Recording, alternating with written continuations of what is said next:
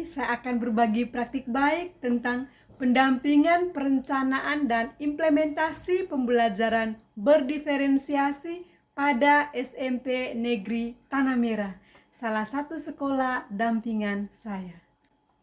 Tujuan saya membagikan praktik baik ini adalah memberikan inspirasi bagi Bapak Ibu Kepala Sekolah, Bapak Ibu Pengawas Sekolah dalam pendampingan dan pembinaan pembelajaran di sekolah. Peran pengawas sekolah dalam kurikulum Merdeka adalah mendampingi kepala sekolah dalam merencanakan, melaksanakan, dan mengevaluasi program sekolah.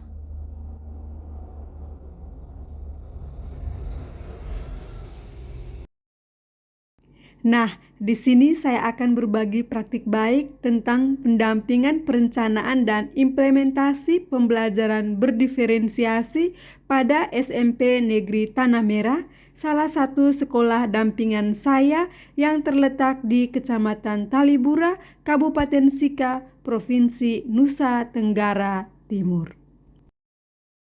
Berdasarkan data rapor pendidikan SMP Negeri Tanah Merah tahun 2023 menunjukkan bahwa capaian literasinya sedang, numerasinya kurang, karakternya baik, kualitas pembelajarannya sedang, kondisi keamanan dan kebinekaannya baik.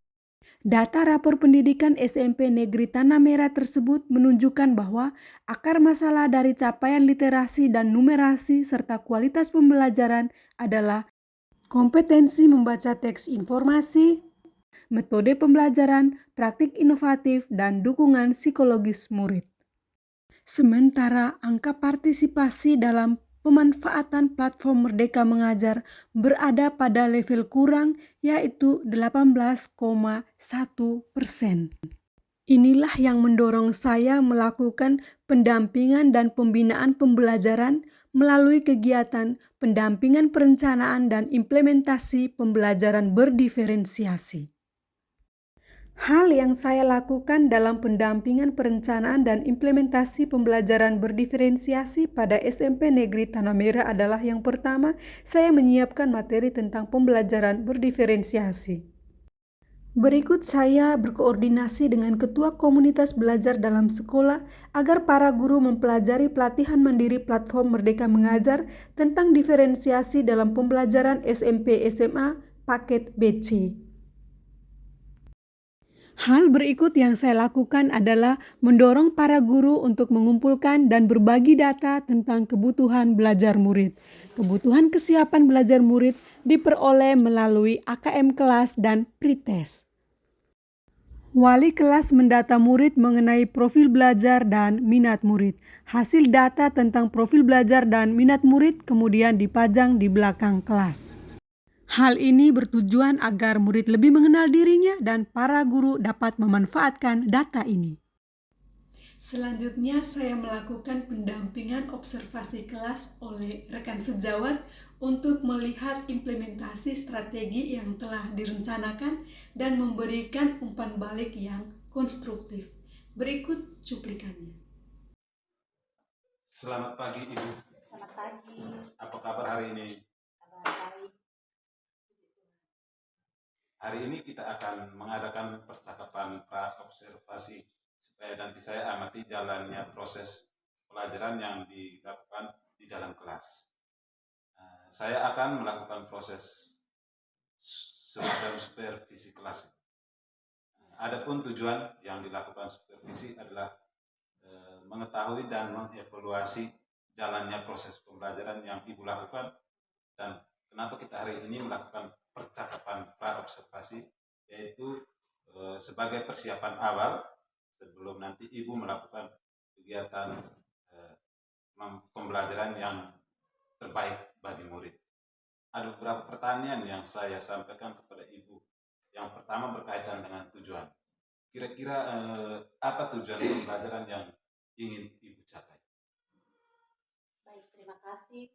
Berdasarkan rancangan pelaksanaan pembelajaran yang saya buat itu ada 2 tujuan pembelajaran yang saya buat. Yang pertama itu tujuan pembelajaran yang pertama adalah supaya siswa dapat mengetahui apa itu konsep relasi dan fungsi. Terus yang kedua, agar siswa itu dapat menyatakan relasi dan fungsi itu ke dalam 3 cara, yaitu dengan diagram panah, diagram kartesius, dan juga himpunan pasangan berurutan. Jadi ada 2 tujuan pembelajaran. Oke, baik. Jadi ada 2 tujuan pembelajaran yang ingin Ibu capai ya. Bagaimana dengan area pengembang yang ingin Ibu capai dalam melakukan observasi nanti? Baik, strategi pembelajaran yang saya buat adalah dengan pendekatan pembelajaran berdiferensiasi, yang saya integrasikan ke dalam KSE. Metodenya adalah diskusi kelompok dan juga tanya jawab serta penugasan. Di mana dengan strategi pembelajaran berdiferensiasi itu saya bagikan mereka ke dalam kelompok menurut gaya belajar mereka untuk mengerjakan LKPD dan mempresentasikan produk-produk mereka. Oke, baik. Jadi rencana yang akan dilakukan dan terapkan dalam kelas yaitu pembelajaran berdiferensiasi. Jadi hari ini kita mempelajari materi tentang relasi dan fungsi. Tentang apa anak-anak? Ulang lagi. Tentang relasi dan fungsi. Baik. Dalam materi ini tentu setelah mempelajari materi ini kita pasti punya tujuan pembelajaran. Tujuan pembelajaran yang mau dicapai dari materi ini yang pertama itu supaya adik-adik mereka bisa memahami tentang konsep relasi. Konsep relasi ya ini. Terus yang kedua, menyatakan relasi dalam bentuk diagram panah, himpunan pasangan berurutan, dan diagram kartesius. Kemudian dari tingkatan semacam level dari 10 sampai 100 dari kegiatan Ibu di dalam kelas tersebut, Ibu berada di posisi berapa, di level berapa dari 10 sampai 100? Baik, kalau untuk saya rate dari 10 sampai 100 itu saya berada di level 85.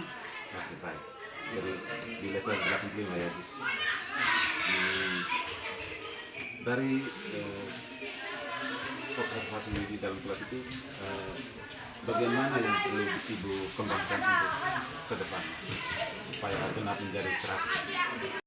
Hal berikut yang saya lakukan adalah memanfaatkan komunitas belajar dalam sekolah untuk melakukan kegiatan workshop penyusunan perangkat ajar berdiferensiasi. Dalam workshop ini terdapat sesi berbagi pemahaman dan praktik baik implementasi pembelajaran berdiferensiasi dan pendampingan penyusunan modul ajar berdiferensiasi. Saya menggandeng guru penggerak di sekolah ini untuk menjadi narasumber bersama saya selama berbagi pemahaman praktik baik dan pendampingan penyusunan modul ajar berdiferensiasi. Sebagai pengawas sekolah, saya bukanlah satu-satunya sumber informasi dalam kegiatan komunitas belajar berbagi pemahaman dan praktik baik pembelajaran berdiferensiasi.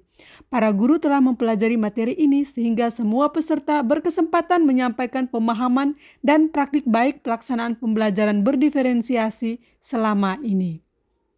Semua kebutuhan siswa yang berbeda-beda itu terpenuhi. Jangan sampai ada yang tertinggal. Itu saja menurut saya kemarin. Hasil dari kegiatan ini adalah para guru menjadi kreatif dan inovatif. Kegiatan pembelajaran menjadi lebih menyenangkan dan berkualitas. Berdasarkan data rapor pendidikan tahun 2024 ini, SMP Negeri Tanah Merah memiliki kemajuan terbaik sehingga mendapat dana bantuan operasional kinerja. Kemampuan literasi meningkat signifikan, berada pada level menengah, capaian numerasi meningkat dari kurang menjadi sedang, dan kualitas pembelajarannya meningkat dari sedang menjadi baik. Partisipasi guru dalam pemanfaatan platform Merdeka Mengajar meningkat menjadi 57,14%. Kemampuan guru menggunakan teknologi dalam pembelajaran meningkat, kegiatan pembelajaran menjadi lebih menyenangkan dan berkesan bagi murid. Demikian praktik baik pendampingan dan pembinaan pembelajaran yang telah saya lakukan. Semoga Bapak dan Ibu Kepala Sekolah, Bapak dan Ibu Pengawas Sekolah terinspirasi. Sekian dan terima kasih.